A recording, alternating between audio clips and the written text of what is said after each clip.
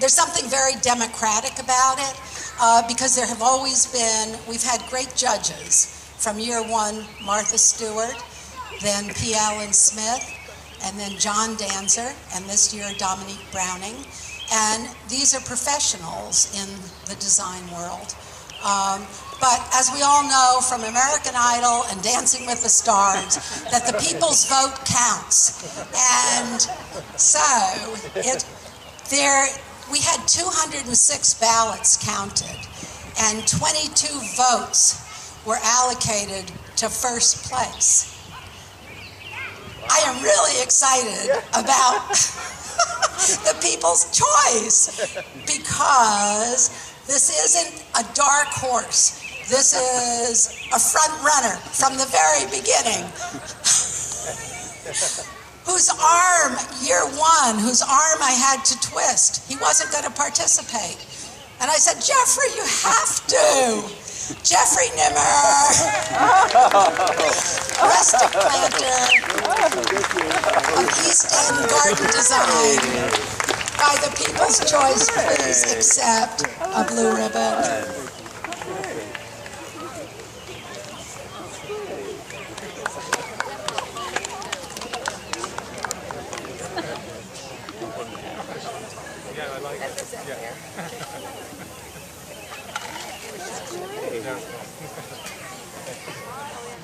And now, the founder whose vision LongHouse is, and always will be, Jack, Lenore Larson.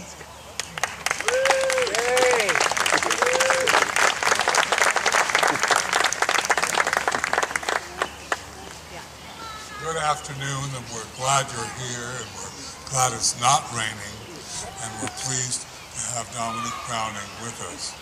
I was at a spectacular garden conference last weekend in Rhode Island, and she was the moderator there, where she performed exceedingly well. Please know that planters on and off the ground is not my idea. It came from the garden committee.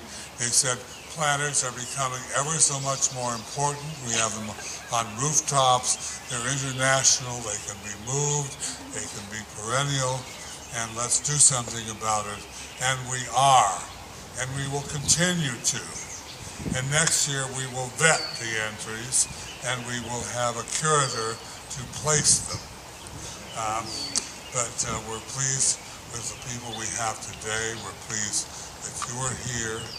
And are there any questions while I'm up here before we go on?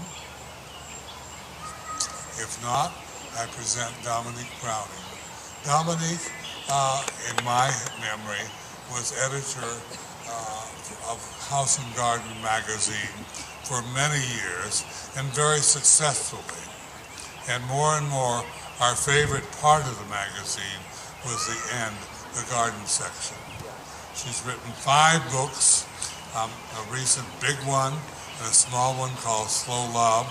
I recommend you look into them. They're wonderful reads. And so, a beautiful lady, Dominique Browning.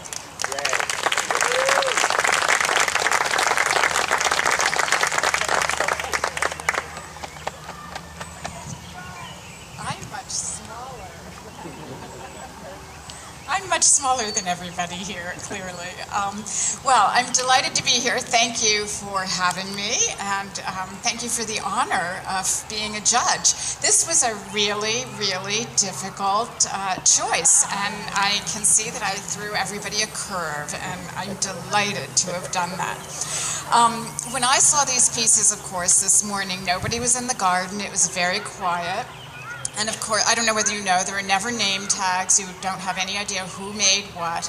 So you really walk in and wander around and judge the pieces on their own without knowing who they're from or anything about their background. And as I walked around and I saw how difficult a choice this was going to be, I began to think about what was moving me emotionally. There were many, many beautiful containers and many beautiful arrangements of plants and color combinations and things like that. And yet then there were a few pieces that felt like they had a story. And the most wonderful gardens that I have ever seen in my life always have a story. They have a wonderful visionary who had a dream for a house and a garden and expressed that. They have a story of a lifetime of collecting plants and planting and tending. Sometimes they have a story of moving and finding home again. But anything that is really moving and beautiful generally has a story to it, and it has personality. It has a uniqueness, a stamp of an individual. Nobody else would make that thing. And as I began to wander around and think about the pieces that no other person could have made, without knowing who they were, I began to focus on the pieces that I really, really was moved by. And so I'll start with the beach fence, which I loved. I thought that was such a creative use of material. I have no idea how it's going to hold up in a heavy rain. And coming from Rhode Island, from the coast of Rhode Island as I do, one wind and that would be that. However, in a protected place, I thought it was charming. I loved the colors. I thought it had a great textural play, and very, very creative and very lovely. And it spoke of a love of the beach to me.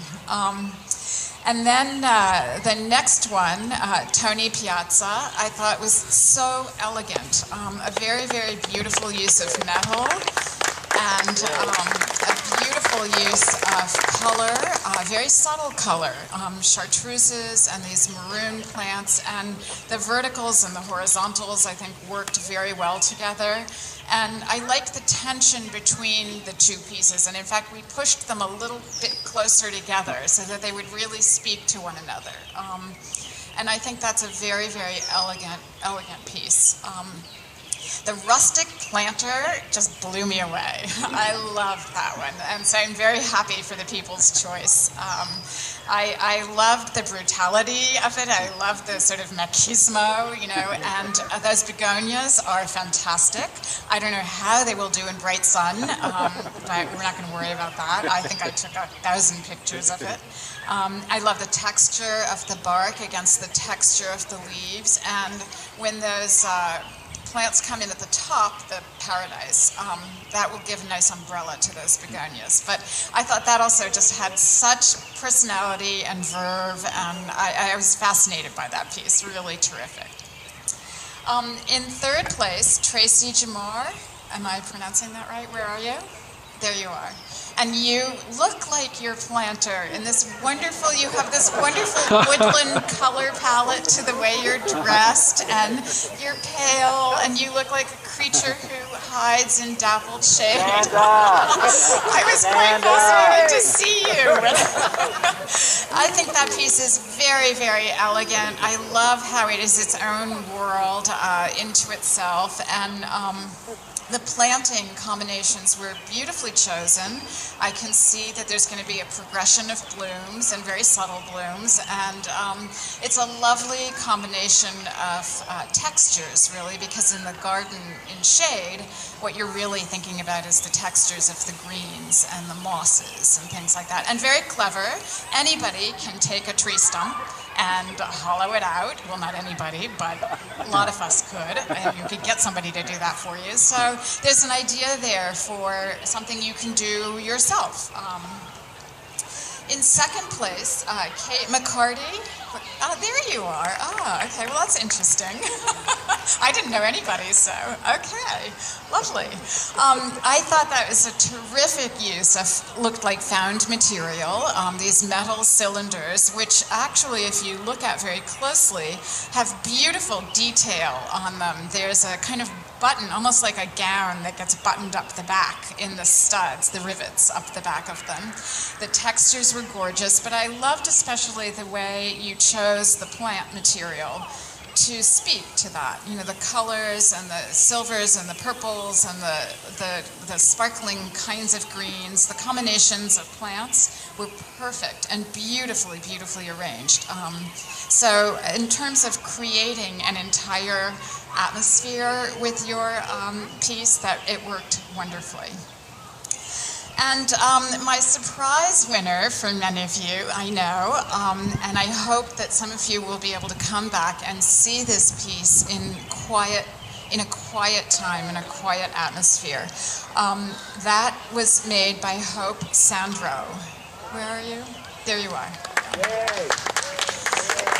This would, and by the way, also one votes for People's Choice. Actually, everything that I chose was chosen by groups of people too, so I'm not so totally far off the mark from all of you.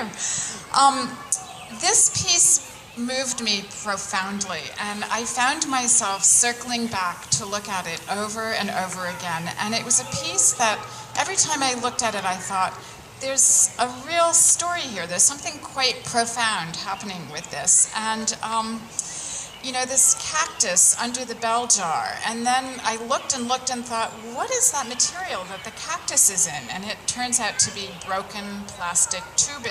And I thought, well, that's very funny. It's interesting. The cactus, which is a prickly pear cactus and has a long botanical history of being manipulated, and is not a plant we see that often anymore.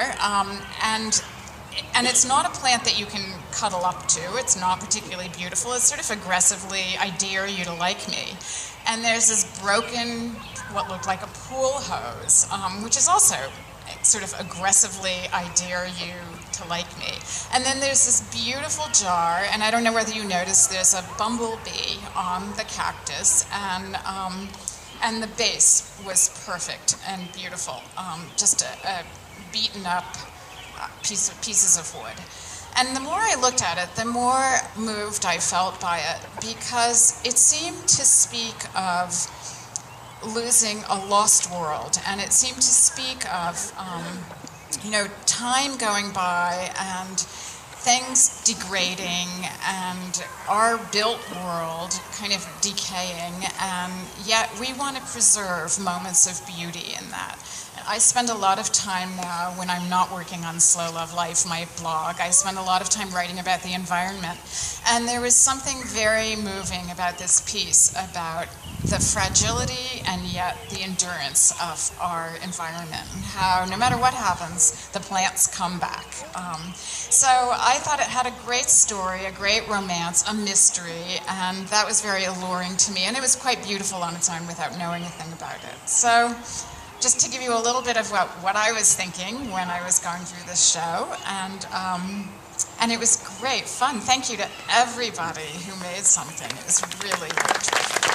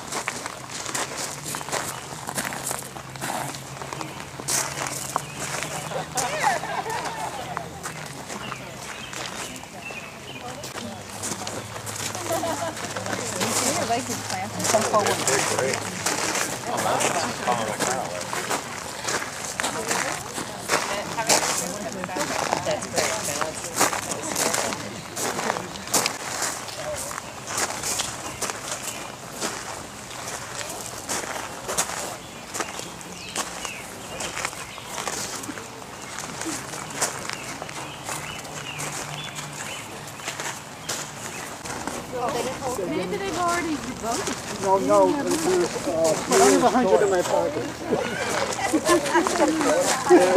They already...